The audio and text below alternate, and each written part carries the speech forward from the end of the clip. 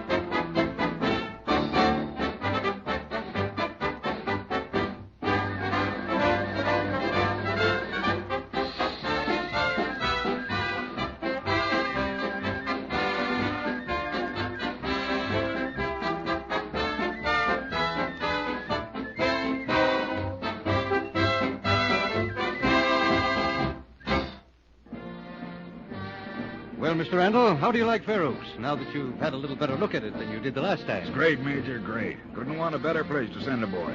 Well, I never dreamed that this much spirit could be worked up. Mr. Randall, it doesn't take very much to get a group of boys worked up to something like this. They take their competition seriously. I'll bet they do. Major, seriously, what do you think of Fair Oaks' chances today? Well, I don't like to say, Mr. Randall. I'd like to be pretty confident about the whole thing, but, You mean, Jerry, don't you? No, I don't mean Jerry. I have as much confidence and faith in him as you have. Since he's been here at Fair Oaks, he's proved himself to us in more ways than one. What I mean is that he's on a strange horse. He's had only one practice session on a pretty high-strung mount. I see. There was no other horse, huh? We couldn't very well put a plotter out there, could we? No, of course not. It wouldn't look so good, would it? Well... I beg your pardon, Major Davis. Oh, yes, orderly. It's 10 minutes to go, sir. Oh, yes. Mr. Randall. Yeah? I've got to make a little speech now. And if you wish, you may come along to the officer's box and watch the meet from there. Well, sir, I'd like to, but I think I'll stay here with Bumps. Well, I don't see him. Well, I think Bumps is on a busman's holiday, Major. A busman's holiday? Yeah, Bumps is over there filling himself up with popcorn and strawberry pop. He never touches it on the circus grounds. I see. Well, sorry you won't come along, Mr. Randall. Thanks just the same, but I think I'll stay here. Well, if you change your mind, though, come right ahead. There's always room for a couple more. Thank you, Major. Thank you. Where's the plaque, orderly? In the officer's box, sir. Good. This way, sir.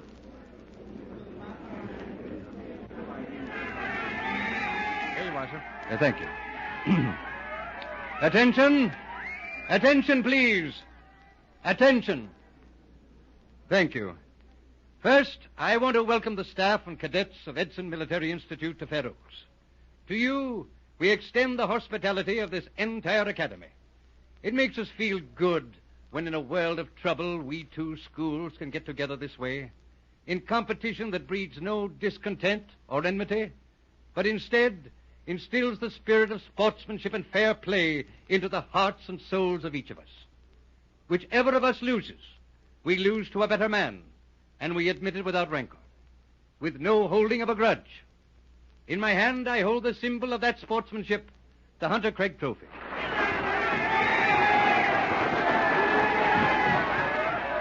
For 4 years, this trophy has been the prize in this traditional meet between Edson and Fair Oaks. Each school has won it twice. Each school has won it through hard, clean sport.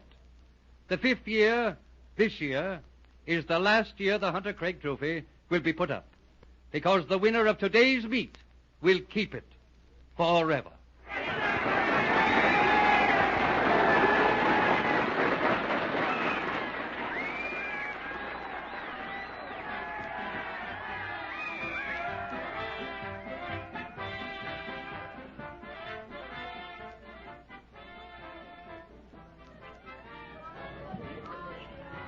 How do you feel, Jerry? Well, a little like the bottom of my stomach just isn't there anymore, Lee. Yeah, I know the feeling exactly. I've had it a few times. Yeah? What'd you do about it? Nothing. There's nothing to do. Gosh, I hope that horse isn't as nervous as I am. Oh, don't worry about the horse. But I only had a half day's practice on him, Lee, and, well, he's not exactly the gentlest horse in the world. Yeah, I know. What was all that cheering for a minute ago? Oh, Major Davis was making the opening speech. Opening speech? Mhm. Then it's almost time to go. Yeah.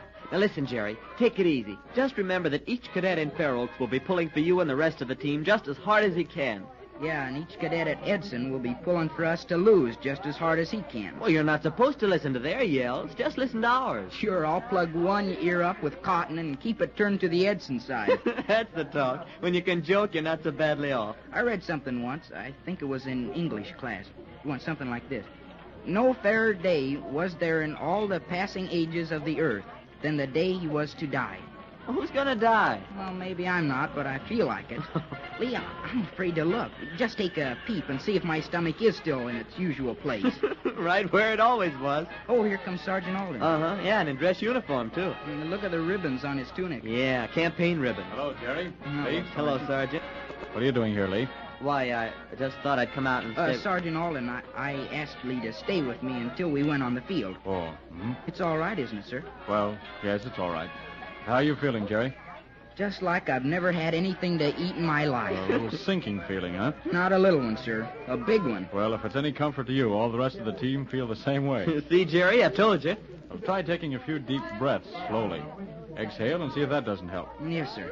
Well, I'll see you in a minute. I've got to check up a little more. Oh, before you go, sir, Yes? I'd like to ask you a question. Go ahead. How's Splendor, sir? He's about the same, Jerry. Gee. He's getting good care, isn't he, sir? The best. Now, don't let that affect you, Jerry. You've got one thing to think about when you get on that field. Only one horse to think about, the one you're on. Remember that. Yes, sir. Be ready to mount when the command is given. Yes, sir. Take a couple of deep breaths. Huh? I'm trying to take a couple of deep breaths, but they won't go down all the way. There's something stuck in my throat. I think it's my heart. For the love of Mike, Jerry. You're not going out there to be shot. You're going out there to ride in a meet. Do you think I could trade it for being shot? Oh, look, now what's any different about doing this than doing your act in the circus? Oh, there's a lot of difference, Lee. I can't exactly explain it, but there's plenty. I never felt this way before. Gosh, you always... Shh. Men, I'm not going to say anything to you. You've practiced, you've drilled until I think you're a fine team.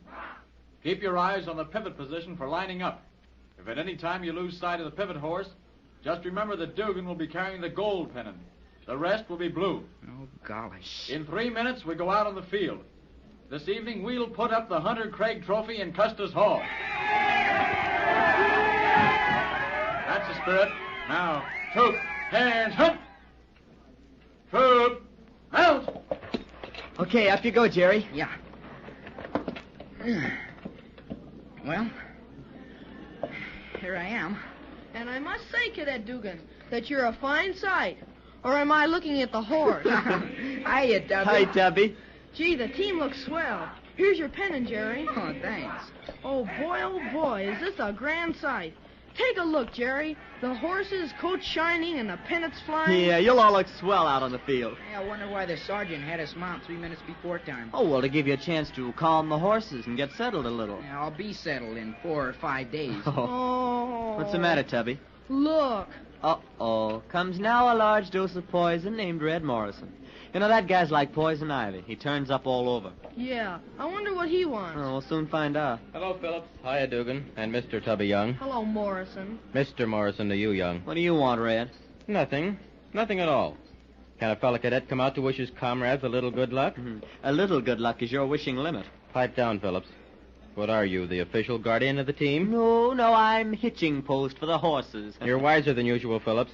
Someday I'll have to take a little of that out of you. Okay. Someday when you feel very, very good, I'll play you a game of tiddlywinks.